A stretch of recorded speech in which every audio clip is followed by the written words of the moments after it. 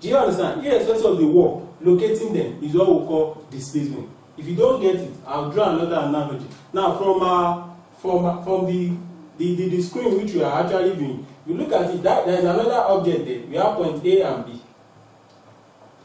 Point A to B, this is what we call distance.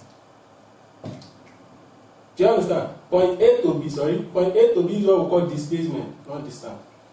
This is what we call displacement. Now, why you now have a particular what? Another particular journey or another particular direction of movement is what we call what? Your distance. Meaning that displacement is the what? Is the shortest possible distance between two bodies. Why distance is the actual distance? I mean, the actual measurement between that two bodies. The actual, there is what we call actual, and there is what we call the shortest. Actual is, okay, I'm standing here, another body is standing there.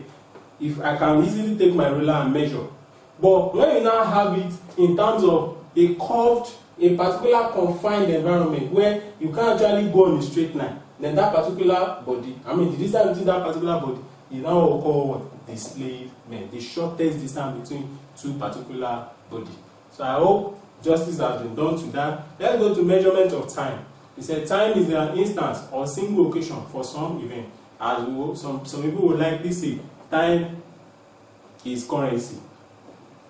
Time is actually what everybody is actually using to what? Move on. Time is an instance or single occasion for some what? Event. Tools that we use for time. We have your wall clock. You have what we call the sundial. You have what we call our glass. But all those sundial and our glass are what? Tools used for measuring time in the olden days. So time can be used to measure, clock, sundial and hourglass can be used to measure time. Now, activity 2. We say you can tell the time on your clock. Now, when you have your clock, I want to believe at this stage, if you are taking physics SS1, you should be able to be conversant. You should be able to be very, very used to your time. You must know your time. When you talk about time, wherever your long hand and short hand is actually pointing to, you should be able to know, okay, this is what the time is. You understand? So that's your first activity. Tell the time on your clock. Now use your stopwatch to time a friend running. Your friend can run, use your time. You can also place your hand on your chest to actually know your heartbeat. Medical doctors confirmed it to us that your heartbeat must beat 70 times or 77 times. Minimum of 70, maximum of let's say 80. But the real number is 77 times in 1 minute. You can confirm that your heartbeat is below 70 in 1 minute, then I want to believe one is what? Having a low blood pressure. But I'm not teaching biology here. This is physics. So that is another activity when it comes to time. Now let's go to motion. This is another very interesting topic in physics. We'll be dishing in motion. We'll be looking at motion and we'll be giving it a very good trash. What is motion? Motion is a natural event that involves a change in position or location of something. When you talk about motion, motion deals with moving of a particular object. When a particular object leaves its position instantaneously or something allowed that motion to occur. If I have a ball standing static now, but I decide to kick it off, I decide to kick it forward, that particular object has attained a motion. That particular object has exhibited motion.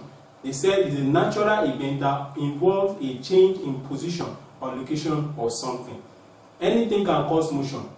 You can have a natural phenomenon. You can have a sudden push. You can have something that was intentional. You understand? You can intentionally push a particular object from its location. So when a particular object leaves its position to another position, suddenly that particular object has exhibited motion. Now there are different types of motion. We have what we call random motion. That's the number one. We have what we call random. Motion can be random. Random motion. We have two. We have what we call translational. We have what we call translational linear motion. We have what we call rotational. We have what we call periodic auxiliary or vibratory motion. Now the last one, we have what we call the relative motion. So we'll be dealing with those 5 examples of motion for us to actually get the meaning of motion. And let's start with the first one. What is random? What is random motion? You need to really know the differences between random motion and that translatory motion. You must get it clear. Random motion is also known as Brownian motion, the chaotic or hazardly movement of atoms in a word and molecules. When you say chaotic, random could be like this. If you have, okay, let's say for instance, you have, let's look at random motion in terms of gaseous state. You have your what? Your container of fluid. Let's say it's red or whatever you are using. Now immediately you press this knob for you to spit out the what? The gaseous content of this particular what? Red. Now at this particular junction, you have your what? Your fluid to be what? Fully concentrated. When I say fully concentrated, it means that inside that container it has higher what? Concentration of what? That particular red. Do you understand? Now when the molecules, when the gaseous content here spreads out, they tend to move randomly. Randomly means that hazardly. There is no specific direction. Some will go towards this particular region. Some will go towards this particular direction. Some will go so that particular, that type of what? Movement is what we call random motion. That's why they say haphazard movement. When I say haphazard movement, it means that randomly, when it says an object is moving randomly, when it's not, does not have a particular direction. If these are to be the atoms, you understand? This one can be moving this way. This one can move that towards that direction. This one can move. There is no specific direction. So in random motion now, the particles involved does not have a particular direction. It goes towards any particular, either to the north, to the south, to the east, to the west. They move randomly. So that is just what we meant by what? Random motion. Examples of particles that exhibit random motion. We have smokes in the air. We have smoke in air. We have what we call motion of gases, and that's what I've just displayed here. When you have your ray content, maybe you press it, the molecules of that ray, the gaseous ray, will fill the particular room randomly. That is, they move towards any direction. Do you understand? So that is an example of what? Random motion. Now let's go to the next one. Translational linear motion. It is when a rigid body moves from one point or space to another without rotating.